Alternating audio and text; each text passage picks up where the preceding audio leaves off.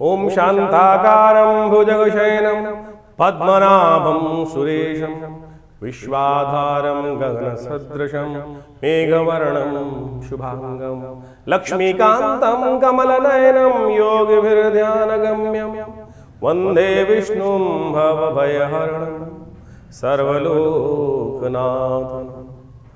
ओम सर्वमंगलमांगल्ये शिवे सर्वार्थसाधिके शरण्ये त्र्यंबके गौरी नारायणी नमोस्तुते।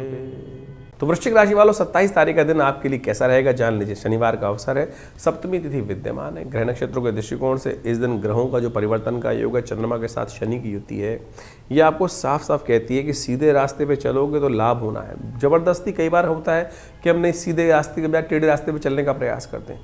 टेढ़ा रास्ते की ज़रूरत ही नहीं है। टेढ़े रास्ते पे चलने से कहीं ना कहीं नुकसान होने की स्थिति बन सकती है। तो आप सीधे रास्ते पे ही काम करने का प्रयास करें। किसी के दम नहीं है कि इस वक्त आपके रथ को कहीं ना कहीं कोई अड़ंगी देने का प्रयास करें।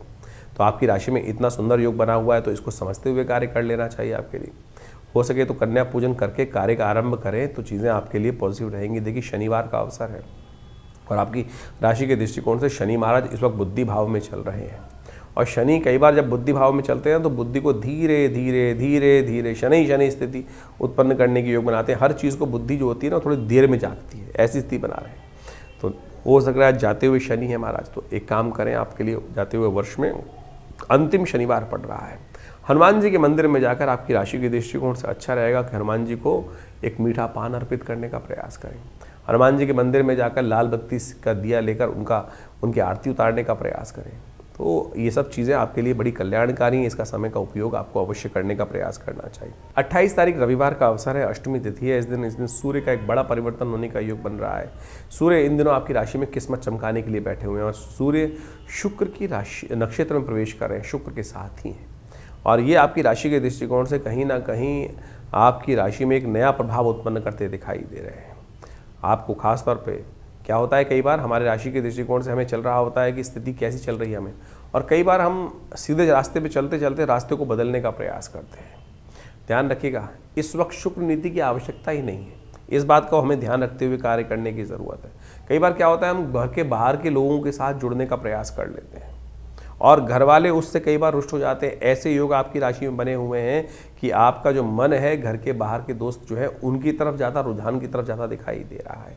तो ये कहीं ना कहीं आपकी किस्मत के लिए खराब योग बनाता दिखाई दे रहा है। तो इस बात का ध्यान रखें। समय थोड़ा सा विचित्र है, परिवर्तन की तरफ जा रहा है। कुछ ना कुछ आगे आने वाले समय में कुछ ना कुछ ग्रह अननेसेसरी परेशान करने का योग दे सकते हैं। सूर्य का ये परिवर्तन बहुत सावधानी के साथ चलने की ज़रूरत है। जितने घर वाले प्रसन्न उतनी ज़्यादा किस्मत आपका साथ देगी, जितने घर वाले रुष्ट उतना ज़्यादा किस्मत आपके विपरीत जा सकती है। तो ऐसे में ध्यान रखें, रविवार का अवसर है, भगवान सूर्य का ध्यान करें, सूर्य का उपाय करें, सूर्य को जल दें। हो सके तो नमक का दान किसी पूजा पाठ वाले जगह में करने का प्रयास करें। 29 तारीख सोमवार का अवसर, नौमी तिथि विद्यमान है। ग्रह नक्षत्र परिवर्तन की तरफ जा रहे हैं और ये परिवर्तन आपकी राशि में एक नया योग बनाएगा, क्योंकि इस दिन बुध महाराज आपकी राशि से निकलकर आगे जाएंगे और ये धन भाव में जाकर बैठ जाएंगे। और ये धन भाव में जाकर आपके लिए चतुर्ग्रही का योग का निर्माण करेंगे, जो आपके लिए कुछ ना कुछ अच्छी स्थिति उत्पन्न करते दिखाई दे रहे हैं, चीज़ों को अच्छा करते दिखाई दे रहे हैं, वो आपके लिए अनुकूलता देते दिखाई दे रही है। स्वास्थ्य का विशेष तौर पर ध्यान रखने की ज़रूरत आपकी राशि के दृष्टिकोण से दिखाई देती है। तो इसलिए विशेष तौर पर लोगों से सलाह कर ही काम करना आपके लिए अच्छा रहेगा। बजाय दुनिया को सलाह देने के लिए आप दुनिया की सलाह स्वयं के लिए लेते हुए कार्य करेंगे तो आपके लिए अच्छा रहेगा। 30 तारीख का दिन मंगलवार का अवसर है, दशमी तिथि इस दिन विद्यमान है और ग्रह नक्षत्रों के दृष्टिकोण से दिन थोड़ा सा खर्चीला दिखाई देता है। इस दिन एकादशी भी है, व्रत वाली एकादशी इसी दिन रहेगी और इस बात का ध्यान रखना चाहिए। इस दिन एकादशी दिल्ली के पंचांग के अनुसार से क्षय हो रही है, संतान सुख को देने वाली एकादशी है।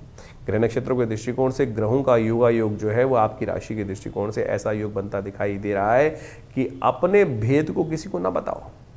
लोग आपके भेद को जानकर आपको थोड़ा ब्लैकमेल करने की स्थिति, यानी कहीं ना कहीं आपको दबाने का स्थिति कार्य करने की तरफ उद्यत हो सकते हैं। तो इसलिए आपके रहस्य जितने रहस्य रहे उतना ही अच्छा आपके लिए रहेगा। मंगल इन दिनों अस्त चल रहा है, शुक्र अस्त है, बुध अस्त होने वाला है और शनि महाराज उनको देख रहे हैं। तो कहीं ना कहीं इन सब ग्रहों को शांत करने के लिए हनुमान जी की विशेष कृपा चाहिए आपको। और मंगलवार का अवसर है, ऐसे में विशेष तौर पर हनुमान जी को प्रसन्न करें। 30 तारीख के दिन जो विशेष योग बन रहा है वो समझ लीजिए 30 दिसंबर के दिन मंगलवार का अवसर है, और इस दिन एकादशी का जो योग बन रहा है, ब्रह्म वैवर्त पुराण के अंदर एक अद्भुत योग लिखा है कि संतान एकादशी मानी जाती है इस दिन। जिनके जीवन में लोग व्यक्ति उम्मीद हार जाते हैं और उसके बाद कोई रास्ता दिखता नहीं है, तो कैसे उसके जीवन में हम कष्टों को दूर करने का योग बनाए। शास्त्र में कथा आती है कि एक राजा था, उनकी कोई संतान नहीं थी। वो संतान के चाह में क्या होता है, इधर उधर भटकता रहता है व्यक्ति। तो एक राजा था, वो भी भटक रहा था जगह जगह। एक बार भटकते भटकते समय निकल रहा था, काफ़ी दिन हो गए थे, संतान को कोई संत महात्मा मिल जाए, उनका आशीर्वाद किसी संत के बारे में उनको बताया गया था। तो जंगल में जाते जाते उस दिन बाई चांस क्या हुआ कि सुबह से लेकर शाम तक भोजन मिला नहीं और भयावह स्थिति। जंगल में अनेक अनेक प्रकार के विभिन्न जानवर, उनकी आवाज़ें भी आए। तो राजा थोड़ा डरा भी हुआ था। तो जब डरता है व्यक्ति क्या करता है, हरि नाम का स्मरण करता है, ओम नमो भगवते वासुदेवाय, ओम नमो नारायणाय, भगवान बचाओ, ऐसी स्थिति कर रहा था। मिल तो रहे नहीं जिनके पास जाना है। तो ये कथा जो पुराण में आती है, इसी चिंतन में उपवास रखते हुए बिना कुछ खाए पिए अनायासी, कोई खाने को मिला नहीं तो ऐसे ही भटकते भटकते शाम को संत के दर्शन हुए, कहा जाता है।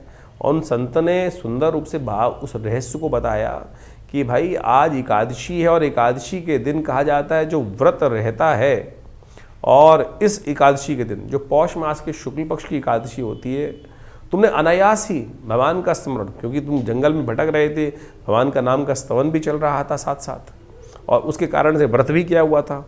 तो इस व्रत के प्रभाव से जो जिसकी आकांक्षा में तुम आए हो हमारे पास संतान की प्राप्ति के लिए, वो तुम्हारा व्रत अनायास ही हो गया।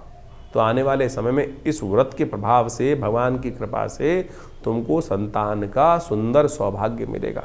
शास्त्र के दृष्टिकोण से कहा जाता है कि ये सुंदर आशीर्वाद इस स्थिति में ही निर्मित है। तो आपके जीवन में यदि कोई आकांक्षा है, संतान की आकांक्षा है, या जिससे आप हिम्मत हार चुके हैं, चीज़ें वो हो नहीं रही हैं, इस दिन व्रत करते हुए भगवान के नाम का स्तवन किया जाए और भगवान की कृपा से अद्भुत रूप से मनोरथ सिद्ध होने के योग बन जाते हैं। ये कथाएं शास्त्र में हैं, हम इनको टेस्टिमनीज की तौर पर देखना चाहिए, और इस ग्रहों गणनाओं के अनुसार से साफ साफ दिखाई देता है। हमने विवेकानंद योगाश्रम में इस दिन सुंदर कार्य भी किया है।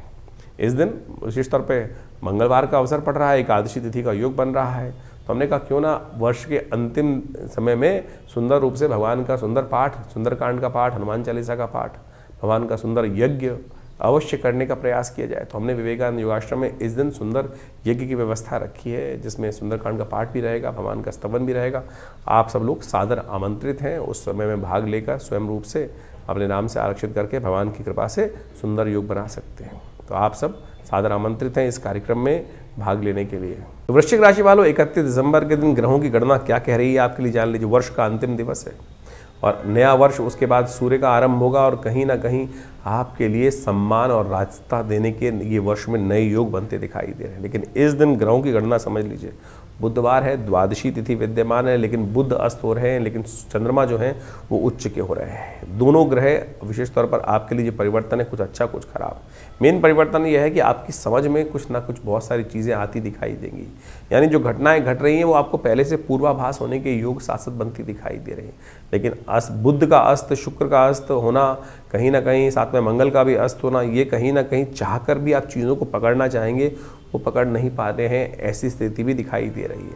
तो थोड़ा सा अनुभव का लाभ, पूर्वाभास का लाभ आपको लेते हुए जहाँ कदम आगे बढ़ना है वहाँ बढ़ाइए, जहाँ कदम पीछे करना है उसको समझते हुए कार्य करने की ज़रूरत है। इस दिन विशेष तौर पर गणेश जी का ध्यान करना चाहिए, गणेश जी का पूजन करना चाहिए, वो आपके लिए कल्याणकारी रहेगा। 31 दिसंबर को इस बार बड़ा सौभाग्य का योग बन रहा है, प्रतिष्ठा द्वादशी बन रही है इस बार। ये प्रतिष्ठा द्वादशी बहुत खास है, ध्यान रखिएगा, क्योंकि इस दिन विशेष तौर पर कलंक का विध्वंस होकर स्वाभिमान के निर्माण का सुंदर योग बना था। भगवान राम के मंदिर का जो सुंदर सपना लेकर हम वर्षों से चल रहे थे, इसी तिथि के दिन आज से 2 वर्ष पहले सबकी कृपा से, सब लोगों के अदम्य उत्साह के कारण से राम मंदिर का निर्माण हुआ। तो हमने एक विशेष कार्यक्रम हमने विवेकानंद योगाश्रम में रखा है। इस दिन हम सब जो भगवान के सेवक के रूप में काम करने का प्रयास करें, भगवान का स्तवन करने का प्रयास करें।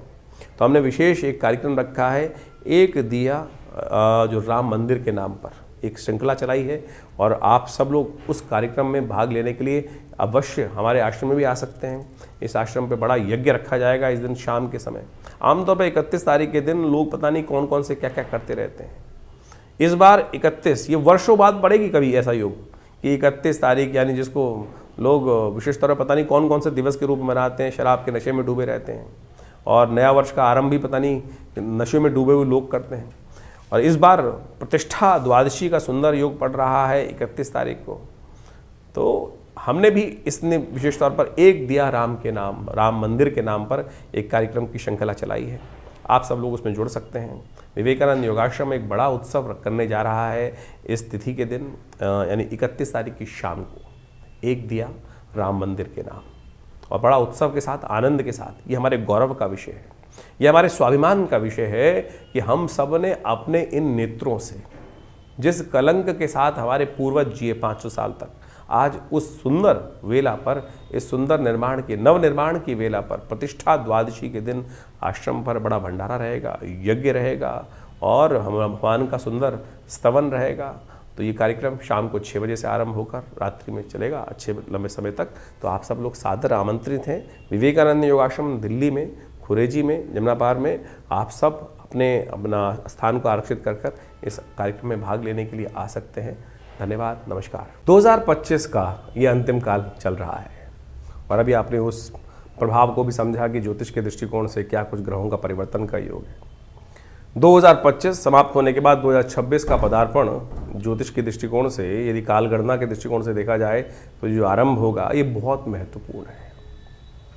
2026 एक नई उम्मीद लेकर आ रहा है, क्योंकि इस वर्ष ग्रहों का ये परिवर्तन कई प्रकार के नई उम्मीदों को जगाने की योग दे रहा है। क्योंकि इस 2026 में कई ग्रहों का, यदि हम देखें तो केवल एक शनि महाराज को यदि छोड़ दिया जाए तो बाकी सारे ग्रह अपनी धुरी से चलते हुए परिवर्तन का योग बनाएंगे। और इस वर्ष ज्योतिष के दृष्टिकोण से ये समस्त जो परिवर्तन है भी बड़ी उठापटक करने का योग भी बना सकते हैं। जिस काल का आपको वर्षों से इंतजार था, जी हाँ, वर्षों से इंतजार था, वो परिवर्तन का समय अब 2026 है वो लेकर आता दिखाई दे रहा है।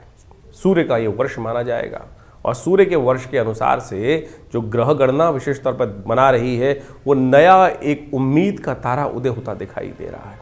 और इसके प्रभाव से इस संसार में महत्वपूर्ण लोग अपने आप को चमकाने के लिए किसी भी प्रकार से ये न प्रकारेण बहुत सारी चीज़ों को आगे बढ़ाने की स्थिति उत्पन्न करेंगे। इस वर्ष बृहस्पति जो 26 में देखें तो बृहस्पति महाराज अपने उच्च की राशि पर पूरा प्रभाव उत्पन्न करने की योग बनाएंगे और इसका प्रभाव बहुत सारी राशियों पर अनेक चीज़ों को देखने को मिलता दिखाई देगा। इसका प्रभाव यदि हम सही रूप से समझ लें और अपनी राशि के दृष्टिकोण से जो हमने आपको बताया है उसके अनुसार से यदि कार्य करने का हम प्रयास कर लें। देखिए, ज्योतिष के दृष्टिकोण से बात को हमें समझना चाहिए कि समय तो जो चल रहा है वो एक जैसे ही चल रहा है सबके लिए, लेकिन कई लोग हैं जो बुद्धिमानी के दृष्टिकोण से उस समय का लाभ उठाते हुए, उस समय को पहचानते हुए, उस समय के अनुसार से कार्य कर उस हवाओं के साथ बहते हुए पता नहीं कहाँ से कहाँ निकल जाते हैं और कुछ अपने कर्म को हवाओं के विपरीत करने का प्रयास करते हैं और वो कई बार बहुत ज़्यादा अधिक परिश्रम करने के बावजूद भी सफल नहीं हो पा रहे हैं। तो समझ लेना चाहिए कि समय के विपरीत चल रहे हैं। ज्योतिष यही समझाने का प्रयास करता है, तारों की गणना जो है, ग्रहों की गणना जो है, वो यही समझाने का प्रयास करती है कि ये रुझाव, बहाव पानी का और जो समय का रुझाव है, वो रुझान जो है वो किस तरफ जा रहा है और उस देश काल परिस्थिति को समझकर हम सही समय पर सही निर्णय ले लें, तो यही सबसे बड़ा विशेष तौर पर प्रभाव समझना चाहिए। बहुत सारी प्रश्न हमारे पास समय समय पर आते रहते हैं। व्हाट्सएप के माध्यम से भी लोग अपने प्रश्नों को लगातार भेजते ही हैं। हम प्रयास करते हैं उन सब प्रश्नों का निदान समय तक पहुंचा दें। लेकिन एक विचित्र बात है कि बहुत सारे लोग प्रश्न आधे लिख के भेजते हैं।